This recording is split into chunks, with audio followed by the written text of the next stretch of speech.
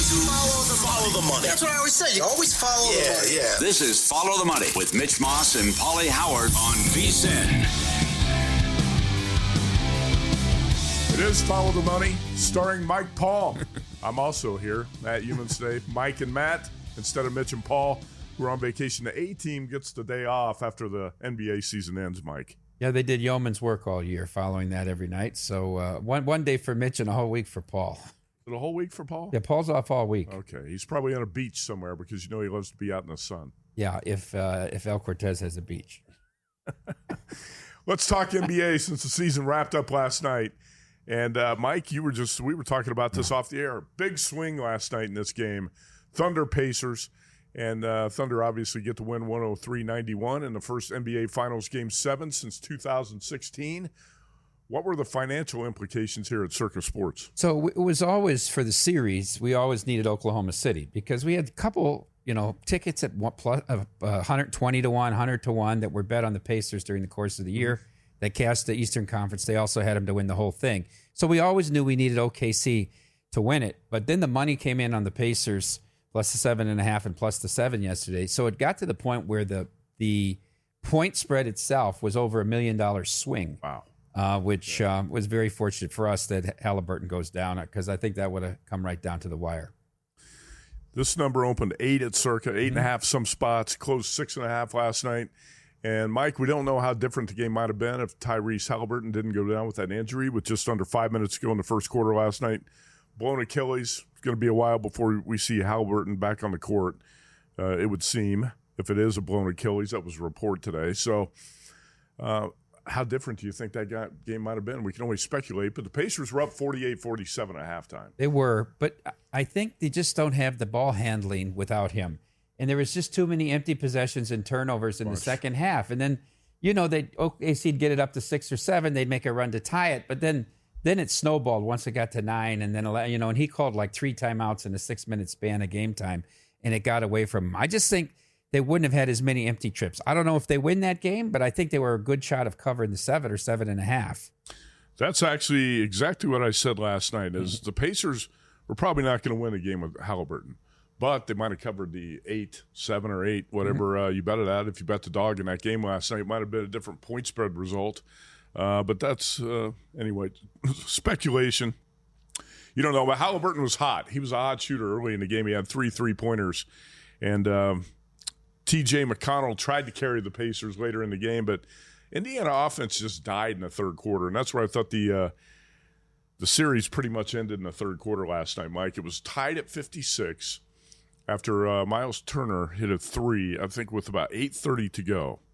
And at that point, the Thunder responded with 3 threes in a row to go up 65-56. T.J. McConnell scored 12 straight points for the Pacers. But he was the only Pacer who scored for about a 12-minute stretch of the game clock, and that can't happen. The Pacers just ran out of gas on the offensive end of the floor last night, and T.J. McConnell finished with 16. Benedict Mathurin with 24, but the Pacers didn't have enough horses to run with the Thunder there in the third and fourth quarter last night. They go down by 12. I also want to talk about the live betting implications of the total, Mike, because you do a lot of live betting. Yeah. And we were watching a game in San Diego last night. Mitch Moss was with us, as a matter of fact. And when Halliburton went down with the injury, the first thing we were thinking is bet under the total live. And at that point, the live total was still around 217. They kept dropping, 207, 205, 202, 198. If you were betting under the total, pretty much every chance you got last night, seeing that the Pacers didn't have as many offensive options, that the game was slowing down, because Halliburton, out there, he's a lot of times trying to push the pace for the Pacers. The game was definitely slowing down. You could see it turning into a bit of a grind. Did you do any live betting under the total after that Halliburton injury happened late in the first quarter? No, I didn't. I bet it pregame only because of the trends with Game 7, and I really wasn't. But we lost to that at the book here. We won about every way you could, but we lost to the live betting because of the total. Because guys were consistently, and we're offering it on the commercial breaks, not live the whole time as some are, consistently betting the under last night. So we lost a little chunk of it back to the total. What was the here's a tweet from Evan Abrams of the Action Network. Thunder just won the title after being favored in every playoff game and 78 of 82 regular season games. joined the 2017 Warriors and 1996 Bulls to accomplish that feat in the last 30 years. That does not mean the Thunder are an all-time great team. But, Mike, they put together a hell of a regular season, winning 68 games. They got pushed to 7 games twice in the playoffs, once by the Nuggets, once by the Pacers, and I get the job done last night. I was going to ask you on the futures board for the whole season, because I know you mentioned, and I know a lot of bettors who had the Pacers about 100 to 1 or so. Did it turn out to be a positive result for you with the Thunder winning it? Because the Thunder are lower odds pretty much the entire season. Yeah, it did. The only hit we took on the Thunder was a guy in Colorado that bet 20,000 on him before the season started. And I don't know, it was 11 or 12 to 1 or something like that. It was some number, like he won almost 300,000. So maybe it was 13 to 1 or something. But that was it. That was the only big hit we took them. And to your point, they were so dominant early in the margin of victories in these games that their odds dropped so quickly. Nobody wanted. Who was going to lay? Who was going to bet them at less than 2 to 1, or who was going to bet them then with a minus in front of them to win it? Right? The people just shied away from it. No, there was a lot of money on the Thunder in the futures market, but it was all at low prices, and that's never going to hurt you as a bookmaker. Let's talk about Tyrese Halliburton in the run. He took the Pacers on in the playoffs, hit the big shot against the Knicks, hit a big shot in Game 1 against the Thunder, but the Pacers ran out of gas without him. And here's Rick Carlisle talking about the Tyrese Halliburton injury. What happened with Tyrese is it's just all of our hearts dropped. But he will be back. I don't have any medical information about what may or may not have happened, but he'll be back in time, and so I believe he'll make a full recovery. So he authored one of the great individual playoff runs in the history of the NBA. And so when Halliburton goes down with just under 5 minutes to go in the first quarter, Mike, what was your first thought? The Pacers are screwed, or the Pacers can overcome this because it's just a one-game situation? You know, for the next 3 quarters, they can cover for him. You lose your point guard, that's big. What were you thinking when he went down? I texted my friend who's a professional bettor, this game is over. Yeah, in terms of who's going to win it. The Thunder are going to win the game. I'm impressed, to your point. They hung in there and played very well in the second quarter. But the turnovers just start to add up. 21 turnovers again last night for the Pacers. But they come with the trap, and you know they're going to turn the ball over. It's like a high school game there. They couldn't right before the half too. They got like a 3-for-1 because they were able to turn them over at half court. Yeah. I thought the Pacers might be up 4 or 6 at half and give them a little bit of room there. I think that happened in a game earlier in the playoff series in an earlier round with the OKC. You know, the impressive thing you put up about two thoughts. The impressive thing you put up is favored in 78 out of 82 regular season when people take so much time off with load management. Sure. Right? Them and the Pistons went out and played hard every night. Right now, there were some games they sat people. Cavaliers did too. Yeah, but for the most part, those teams went out, and the bettors are usually rewarded by it. The other thing we talk about this great run of Halliburton. If the Pacers had won, though, it's likely Siakam is the MVP of the series, as he was in the Eastern Conference. So you can talk about Halliburton put him on the back, but Siakam, through the course of all play on both ends of the court, was more valuable. I agree with that. And actually, you know who was making a run at MVP if the Pacers could pull off the comeback last night was little T.J. O'Connell. Yeah. Again, he went over his points prop in all 7 games of the NBA Finals. O'Connell with 16 last night on 8 for 13 shooting. Huh? T.J. McConnell? T.J. McConnell, not Aiden O'Connell. T.J. McConnell was 16 last night and didn't quite have enough support there in the third quarter when the Thunder blew the game open. And you could tell that was it at that point. Like you said, I had a similar thought when Halliburton went down with the injury. Pacers lose their point guard. They're not going to win the game. But they might still cover if you took the 7 or 8, whatever you took last night. And late in the third quarter when they fell down 22, you could tell they were probably not going to cover. They did cut it to 10 late and threatened to get in the back door, but it did not happen. You know, they have to look back on the game they were up in Indianapolis where they're up 10 at the end of the third quarter. Game 4 on Friday night. On Friday night, we were in Omaha at the baseball game, and I'm following the game on my phone. And, I mean, to follow on your phone, you thought they were in control of the game the whole time. Siakam misses a free throw, and so it's 7 instead of 10 at the end of the third. And then they go on that 4.5-minute drought where they don't score, and they don't even cover the game. But, I mean, there was the title for them right there. I said the same thing. They blew the series that night. Not just game 4. They blew the series on that Friday night when you're up 10 on your home floor And you got to close that out. And that's where I thought the Pacers lost the series. Now, it went 7, but that game 4 on that Friday night in Indianapolis is one they're going to regret for a long time. I believe you were on our show, VSiN Primetime, that night, and you were about 15 Jello shots deep at the time we talked to you. I was with you and Tim. That's right. Yeah. How many shots did you finish 33 that I ended up 33 that night? I don't know what all the final numbers were. I'm sure Wilbo probably won the thing. I mean, he went hard for 6 days. So you beat Paul Howard 33-0. Yeah. Also in time seen, I beat him by about 48 hours in 3 days too. Well, it's going to be a slow season now. Look at the book behind us. Mike, not a lot going on for the next 6 weeks or so. No, we get into baseball. We're going to talk a lot of baseball on the show today. We're also going to talk some college football. How about Brian Edwards on his best bets in the SEC and elsewhere?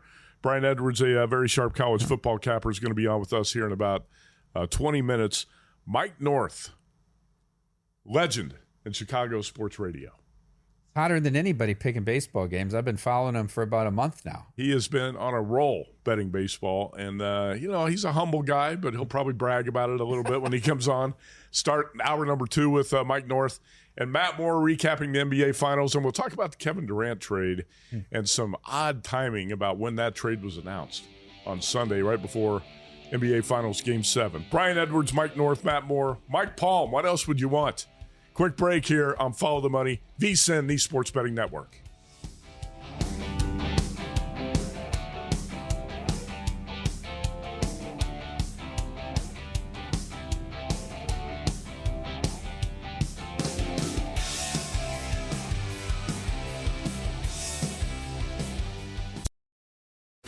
If you work in quality control at a candy factory, you know strict safety regulations come with the job.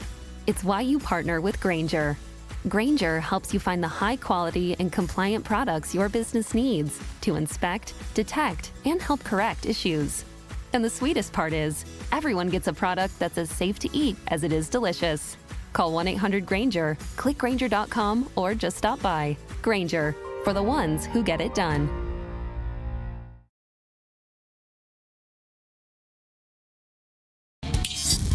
This is Follow the Money on VSiN. Mike Palm, Matt Youmans here. Follow the Money on a Monday. NBA season is history. And Mike, we talked about it right before the break. You look behind us in the book. Plenty of good seats available. It's not going to be standing room only until sometime in late August, I guess, when we get opening weekend of college football. Yeah, there's nothing. It's not much. I'm trying to think of something on his. It's going to be the Hall of Fame. UFC, if you get a UFC card, bring some people out. But British Open, well, UFC. Those are odd hours too. I know. We're going to have the Hall of Fame game at the end of July. NFL preseason, college football. It's going to be a slow time, but you know what? I think is going to dominate the conversation, at least around here, is going to be football contest signups, and we're going to get an update on that from you later in the show. But actually, the contest signups have been rolling in every day. You've got Proxy set up out here in a booth, and they've been busy. I've noticed every day we're in here, the Proxies are doing signups. Yeah, Tom Carroll and his son are there every day. But Thursdays, Fridays, and Saturdays, you have 3 or 4 different proxies set up, and they just keep doing appointments, churning them over. Survivor went over 1,000 on Friday. It's pacing very well. I wouldn't be shocked at all if we got to 20 million there. I just think the momentum of that contest, and people, you did 3 entries last year and you got knocked out. People mostly come back and they do 5 or they add another entry. We'll be in the same boat with the millions. Should be right around 6 million. And then Grandissimo, who knows? Who wants to tie up 100,000 for 4 months? So I don't think you'll know anything about that till a week before the season kicks off. That's the same thing I said when you announced it. I said all those entries are going to come in the last week. Has to be. Right? Are you tying up 100,000 for 4 months? No. I know Ian Ritchie did it, but that was a whole thing, and he came on VSiN and right. got to promote his fantasy stuff. The only reason you would enter that contest early is to promote it for marketing reasons, to throw it up on Twitter, say, hey, look, I'm in this contest, and make yourself look like a major player, right? And that's why he did it, and good for him. And he got a platform, and it helps us get the momentum rolling. So you got 1 entry. We'll get to more of the football contest talk later in the show. Got a good baseball card tonight, Mike. We got to break down some baseball games here. And I think maybe the most attractive game on the card tonight would be Yankees-Reds. I'll talk about that one a little bit later. But right under that on the rotation, 9:17, 9:18, Mike Palm is bold. He's going to go step out with the Chicago White Sox today. How'd you handicap this game and end up on the White Sox at about, what, plus 130? The team, yeah, I 128. The team has been playing better than the results would indicate. I would tell you. I watched every bit of that doubleheader they had on Thursday against St. Louis because of the rain out. They should have won both of those games. They ended up losing both of them, and all of a sudden, oh, my God, they're a 7-game losing streak, and here we go again. They go right up to Toronto and drilled Toronto on Friday night, come back and win yesterday to win the series, and now they go home. It's not a long trip, and you get the D-backs coming in. Eduardo Rodriguez has been nothing special at all this year. And if you look inside the metrics of these numbers, I mean, Shane Smith's actually had a better year than Rodriguez. You get the White Sox at home with a little momentum here at a plus price. Take a small shot on them. White Sox, I was impressed by what they did in Toronto after they lost that series to the Cardinals, went up and beat the Blue Jays 7-1, took 2 out of 3 in that series. And again, the White Sox, not going to set the world on fire, but a 25-53, way ahead of last year's pace. They got the Colorado to take all the attention off of them. By the way, in the game that they lost on Saturday, I mean, Savali gave up 4 runs the first 2 innings, and they played that game basically even the rest of the way. How does Savali look complaining about that kid that almost threw a perfect game in Minnesota taking his spot in the rotation? That kid's got dynamite stuff. He's throwing 102 with a slider at 96. He hasn't been around long, but he's made a big impression. And I think that was what night was that? Thursday night, where he flirted with the perfect game. Perfect through 6. Yeah, and then he went walk homer, and then they got him out of there in the 7th. But they gave him a shot at least. All right, so that's one. That's going to be one of your in-pocket plays today, right? The White Sox plus. How about Brandon Wu and the Mariners on the road at Minnesota? We were just talking about the Twins. Yeah. Are you going to play? There's a lot of steam here on the Seattle side since last night. Open at some spots around minus 115, up to 135. Where did you get it? 122. Thinking about maybe even playing the run line tonight with them. Bailey Ober, there's been something wrong with Bailey Ober since the opening start of the year where he couldn't get out of the first inning, said he had food poisoning. You ever had food poisoning? How many times? In my life? Yeah. A couple times. Where you're sick for 3 days and you can't keep anything down? Yeah. Had it twice. It's been probably 15 years, so it's been a long time.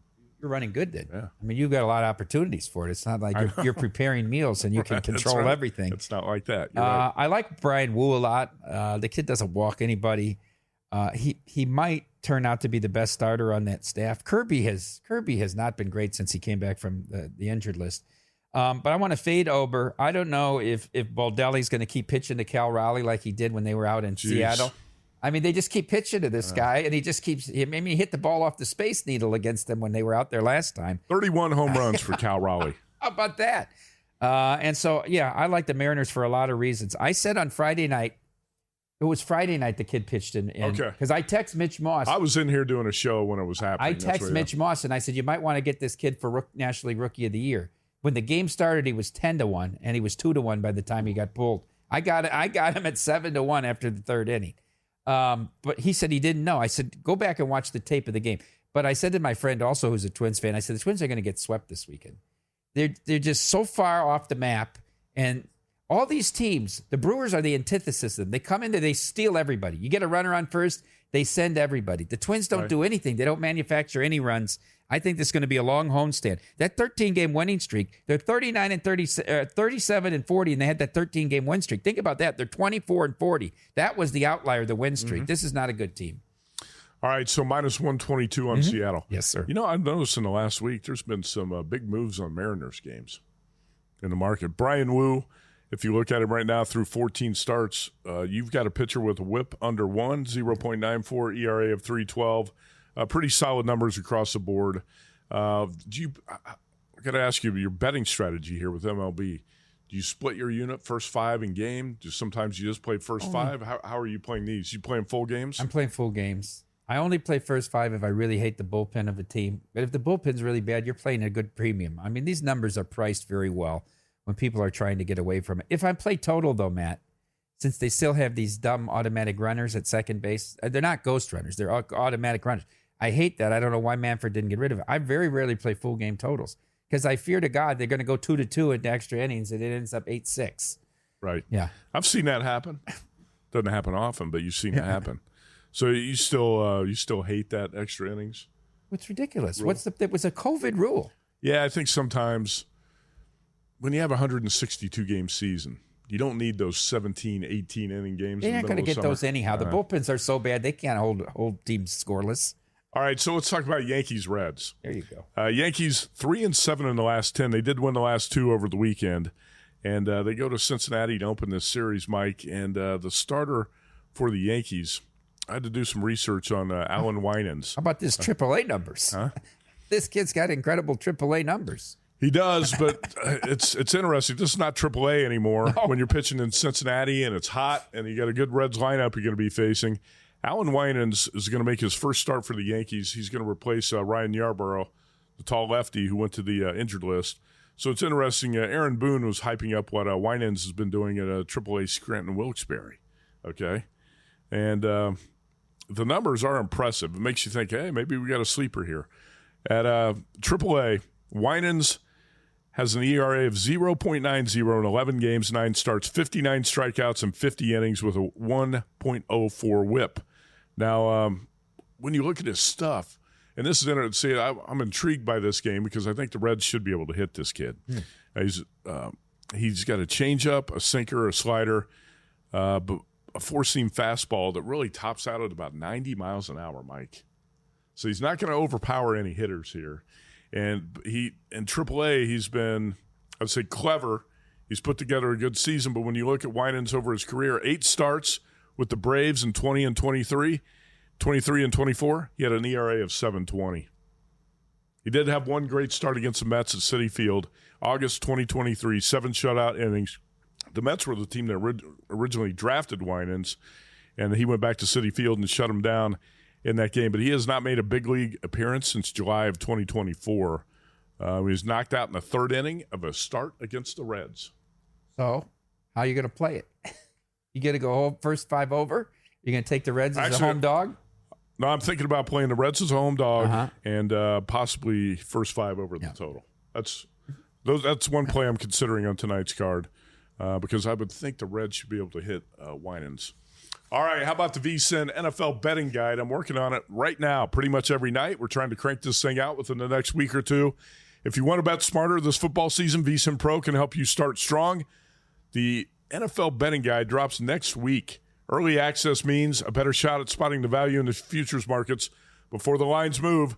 It's a perfect time to join with our football special. Just $175 for full VSiN Pro access from today through the Super Bowl. That's a hell of a deal. Every sport we cover every day at a special early bird price. Go to vsin.com/subscribe now. Lock in the football special for just $175. VSIN.com/subscribe. You get a full year of Mike Palm with that. $175. We come back, you're going to get Brian Edwards on college football best bets.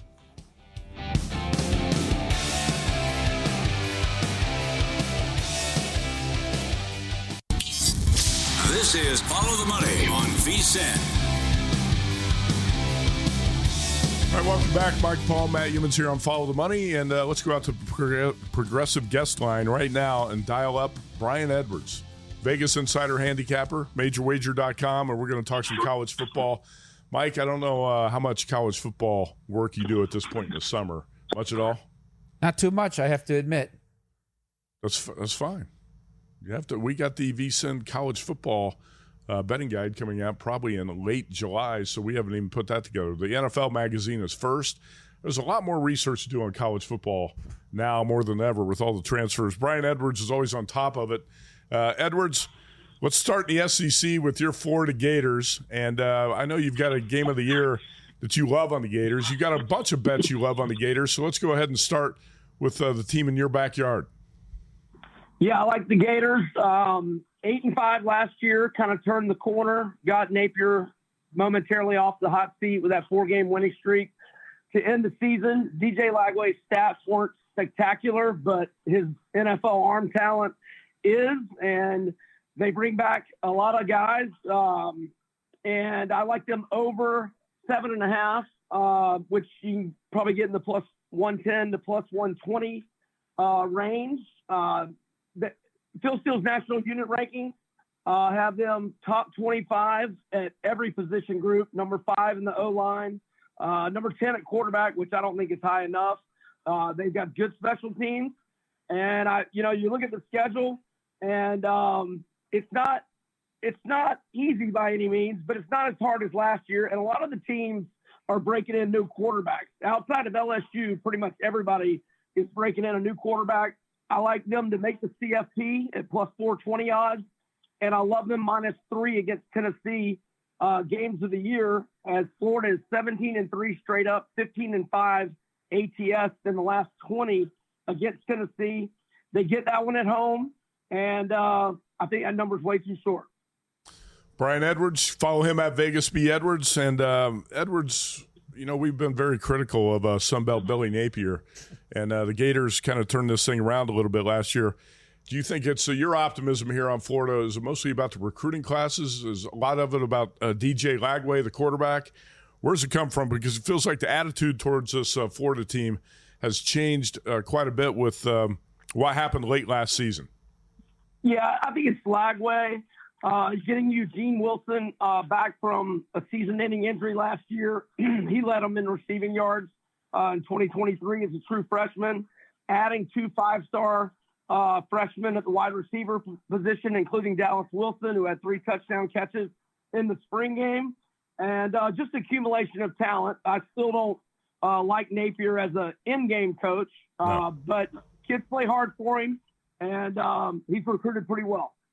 Yeah, he's a knucklehead as an in-game coach, but Florida in a much better position as a program than it was about a year ago at this time. How about that October 4th game in the Swamp, Edwards? Arch Manning and the Texas Longhorns against the Gators and DJ Lagway. That's going to be, I think, a big game in the Heisman Trophy race. Yeah, I agree, and I'm I like Lagway if you can get him, 18, 20 to 1, shop around to win the Heisman. And at last look, Florida was catching 7.5 at DraftKings in games of the year. And I do like them in that game against Texas. Going to be a good one. That'll be Arch Manning. Let's see. How many roads? That'll be, they have it at Ohio State, so it'll be his second career road start. But tough environment for a young quarterback. Brian, I want to ask about Illinois, because it looks like you're taking a double bite at them, both over 7.5 and over 8.5 at a plus number. I know they get Altmaier back. They finished strong, played well against South Carolina in that bowl game. Bielema really got in their heads. No Penn State, no Oregon, no Michigan. Let me ask you this. I circle 4 games on their schedule. At Indiana, at Washington, at Wisconsin, and versus Ohio State in Champaign. Will they be favored in any of those games? I think they'll be favored at Washington. They've got 2 weeks to prepare for that one, and Washington does not. Washington is actually at Michigan on the other side of the country the week before. So even though they have to go out west for that one, it's somewhat of a favorable spot having 2 weeks to prepare. I really like Altmaier a lot, 22-6 TDI-NT ratio. They've got their top 5 tacklers back and 9 starters back on a defense that only gave up 21.7 points per game. They've got good running backs. They've got all 5 starting O-linemen back. They're good in the trenches, and the schedule works. I think they're going to win all those home games in Big Ten play, with the exception of Ohio State. I marked them 8-2 with 2 swing games.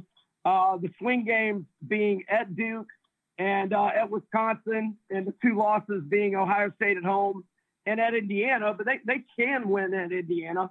I think they win 9, and they won 9 last year in the regular season, and a lot of that nucleus coming back.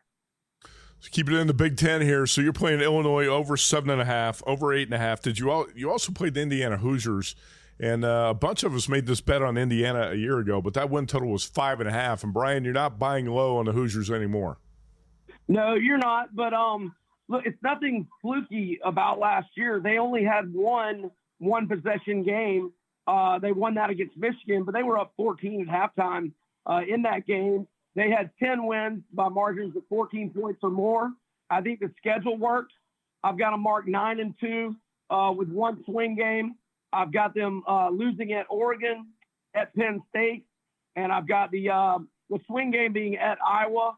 Now I have them beating Illinois at home But really, just look at the Illinois and at Iowa, and I'll just call that a split. And so that would have them 9-3. So I like it over 8.5, and you can get plus money on that at some book. Mike Palm, look at this Indiana Hoosiers non-conference schedule here. Not exactly lining up the Titans. Old Dominion, Kennesaw State, and Indiana State. After you make a college football playoff run, seriously, that's your non-conference schedule? Well, they did this years ago, didn't they? Indiana's been doing this forever. Right, trying to win 6 games to get bowl eligible. But you don't have to do that now. You got a better team. You got a better coach, better program. Old Dominion, Kennesaw State, and Indiana State. Come on. Well, step it up a little bit. Next year. They'll step it up next year. Okay. It can't get much worse than that. Brian Edwards, what are your thoughts on Alabama? Because I know some people that love the Tide think they might be a little bit overrated, a little bit underrated, undervalued in the market. I sense that you think Alabama might be a little bit overrated. What's your take here? Yeah, I think, the jury's out on Ty Simpson. We don't know. We haven't seen him play enough. Look, they've got good talent, but that thing was kind of unraveling late last year. I mean, you get killed by 3 touchdowns at Oklahoma in a game you had to have to make the CFP. They were favored by 14 in that game. And then Michigan, pretty much their JV squad, all of Michigan's best players had opted out of the bowl game. And at one point late in the second quarter, Alabama had more turnovers than total yards. So, maybe Ryan Grubb, the OC, who initially went to Tuscaloosa with DeBoer, but then took the Seahawks OC job. Now he's back. They're hoping he'll be the magic ingredient that was missing last year. But, I mean, I've got questions at the quarterback position and just where they are with team chemistry after such a dynastic run under Saban. Tennessee, Florida -3 versus Tennessee is your favorite game of the year at this point. Edwards, we got a little less than 2 minutes to go. You want to run down some of your other best bets for the college football season? You've got a big list here. Auburn +7 against Georgia. Auburn's got 2 weeks to prepare for that one. Nearly upset them at home 2 years ago. And Auburn's talent is going to be a lot better this year. We'll see on Jackson Arnold. He doesn't need to live up to the 5-star billing he had coming out of high school. They've got a great receiving core and a really good O-line. If he's just, a better than average SEC quarterback, Auburn should win about 8 games this year. And always tough at Jordan here. I like them +7 there. I like LSU +6.5 at Alabama. I like Georgia Tech +12.5 to Georgia. That one's not at Bobby Dodd. They're playing it at Mercedes-Benz where the Falcons play. Under Brent Key, Georgia Tech, 15-6 against the spread with 11 outright wins as an underdog. I'm also on Kentucky under 4.5. I like Vandy over 5.5 +140. If you look at their schedule, there's a lot of winnable games on there. And I like Toledo +11.5 at Kentucky in week 1. Vegas B. Edwards, that's where you can follow him. He's got a long list of best bets there in college football, and sharp as it gets, especially in the SEC. Brian, I know you had a really good run handicapping the NBA. Hopefully you finished the season on the winning side last night in Game 7 of the NBA Finals. TJ McConnell over on point was very, very good to me. And, last night was good. All right, Brian, appreciate catching up with you on college football. Thanks. Thanks, fellas. Thank you. TJ McConnell over his points prop in all 7 games of the NBA Finals. Mike Palm and I come back to talk some hockey.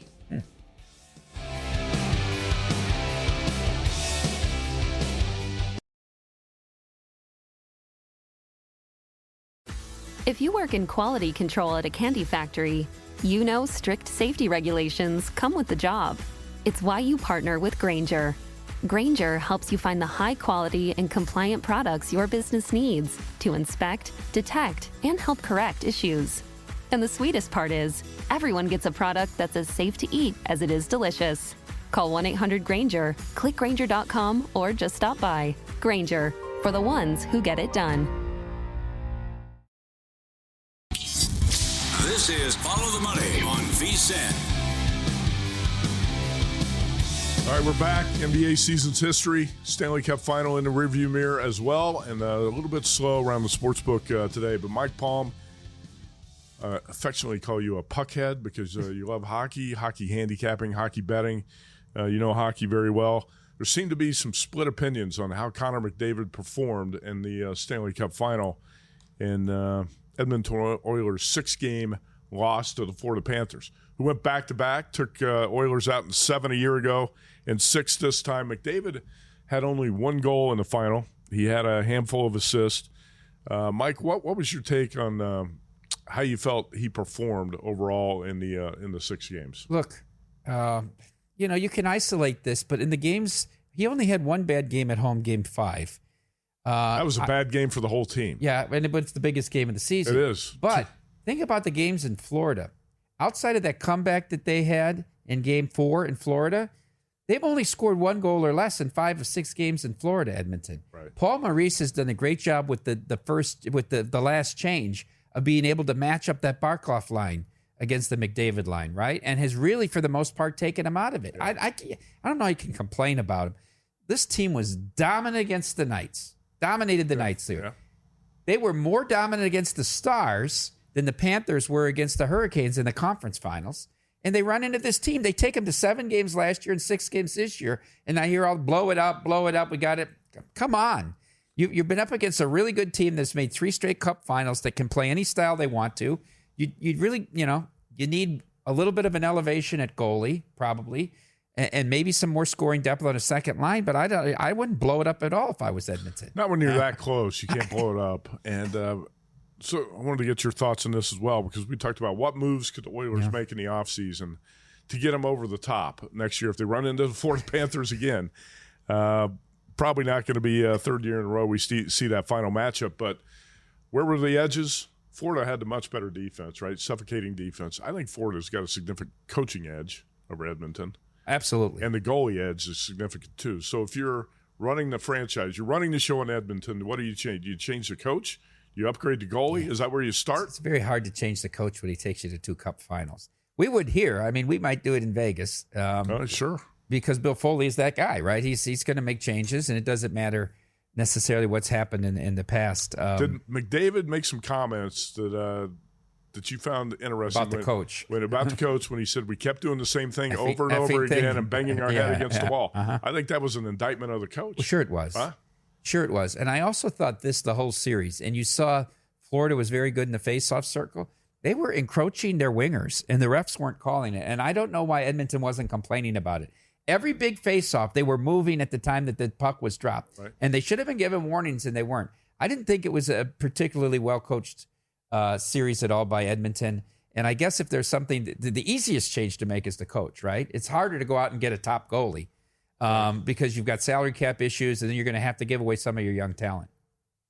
All right, so blow it up? No, you can't blow it up. But it was Connor McDavid on the way out of town. It's interesting. Last week, on the VSiN by the Book show with Super Dave Ross and Jensen Lewis, Paul Bruno appeared, and he had some interesting comments about Connor McDavid's future. Here we go. I have it on very good authority, Dave. This is a great question. We didn't rehearse this. I have it on great authority that he's coming to Toronto. And the reason is because he is from this area. He was born just a few minutes from where I live, in Richmond Hill, just north of the city. And if you can dig it up on the internet, you can find a meme of the day that he was actually the subject of the lottery win for Edmonton. His reaction captured in that moment was one of absolute abject despair, because the team that was right there with Edmonton as a top contender when those balls dropped the way they did was in fact the Maple Leafs, and he looked like he lost his best friend when the result was shared, because he was excited about the other possibility. So do you think? So I'm very optimistic that he's coming here. Paul Bruno out of Canada with sources. Connor McDavid's on the way to Toronto. When do you think this would happen? Do you believe what he's saying? Well, I don't disbelieve that he has sources. I mean, he wouldn't say that if he didn't have sources. I keep hearing Mitch Marner's coming to the Knights from multiple people. I mean, if you can't win, the Canadians can't win a cup, the Canadian teams, you're going to go to a franchise that's been even worse in the playoffs than you, right? And that group, If I'm McDavid, I'm not making that move. Well, that's like his hometown team, though, right? Well, okay. Does he want to go home? The reason I thought that the Oilers were going to win the cup this year is because in hockey, every superstar gets their cup at some point. And I thought this was the time. Right. This guy's going to be the first one. Could he be the Charles Barkley of the NHL? Well, never get the championship. Yeah, the Dan Marino I think he might, of the NFL. I think he might be a little bit better at his sport than Barkley was. I'm just saying, it's in terms of superstars. And he's playing with another Hall of Famer on the same line with him in Draisaitl. Leon Draisaitl's a hell of a player. Sometimes I feel like he's just as good, and sometimes he looks better than. He should have won the MVP this year. I can't believe they gave it to the goalie in Edmonton, in Winnipeg, and he wins both the Vezina. Hellebuck wins both the Vezina and the Hart, but yet wasn't one of the first 6 players named to the U.S. Olympic team. Think about that. That's odd. So you think McDavid's future should be in Edmonton, but you don't doubt that he might have some interest in going back home to Toronto. I guess if that's your dream, but we would have to think, he would have to believe that he has a better chance to win a cup in Toronto than he does in Edmonton. I don't agree with that. I don't know. It's been so close. In fact, you brought up to Game 5 in Edmonton. I was severely disappointed with a lot of other people that the Oilers were so flat. In a series tied 2-2, you got Game 5 at home, and how do you come out that flat and get your butts kicked? In that building, it's impossible. It's impossible for Florida to dominate that game in that building the way that they did. Which makes, in the end of the day, when we go back and look at it, how did Edmonton come back from 3-0 down in Game 4 in the first? That should have been 6-0 at the end of the first period, right? Yeah. And they came back and won that game. That's the stunning. Most unbelievable thing about the whole series. So when you look at the series as a whole, I think it became obvious that the coaching edge for Florida was significant. And that's why I said maybe a coaching change. You say, well, I don't know if you can fire a coach and you go to back-to-back Stanley Cup finals. I get that. But when you're getting out-coached by Paul Maurice and the defense is so much better on the Florida side, there's some things that have to change, right? You can't just run it back the way things are. If you're the Oilers. If you're McDavid and you go to Toronto, now you go into the same division with Florida. Florida's going to be around for a while. You see the space that they have and the draft picks they have the next 3 or 4 years? This team's going to be here to stay. They're going to lose one of their key guys, I think, after in the offseason, right? I don't know if it's going to be Sam Bennett or who it's going to be, Reinhart. They're going to lose. If I was the Stars, I'd go after Reinhart with all that I could. I don't know what they'd have for cap space because they made a lot of moves this year. But they need that gritty score. That's something the Stars don't have. They don't have that gritty score. All right, so when you look at by the way, did you have any futures on the Florida Panthers? Did you have anything live going to the Stanley Cup final? So I had a small Edmonton ticket at 11-1. Mm-hmm. So I could have middled myself. I bet Florida minus the game and a half at plus 170. So I would have rather had Edmonton win it though at the 11-1 ticket, obviously. Florida wins 4-2. Yeah. How about the Stanley Cup futures market for next season? Who do you think should be the favorite? Well, I think Florida should be the favorite. They are. Here we have it, Florida and Colorado as co-favorites. Jeff Davis opened it. And then just a tick under them, Edmonton and Carolina, who Jeff Davis loved all year here. They were never not the shortest shot. The Hurricanes were the shortest shot the whole year here. Carolina got taken out by the Florida Panthers in what, 6 games? 5. Was it 5? Yeah, they came back. Yeah. They were up 3-0. They won Game 4, and then they were up 2-0 in Game 5, but came back and won.